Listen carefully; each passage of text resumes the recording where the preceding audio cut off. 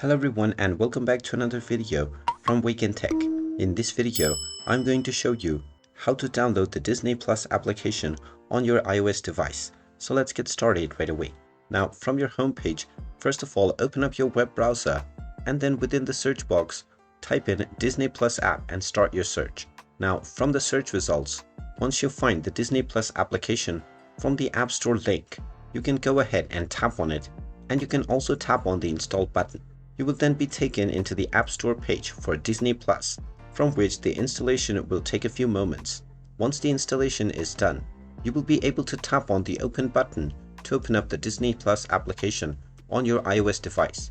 You can then proceed with signing up or logging in using your credentials. And there you have it. That is how easy it is to download and install the Disney Plus application on your iOS device.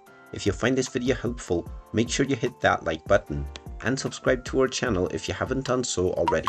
Also ring that notification bell to never miss another update from us. Thank you for watching and I will see you again in the next video.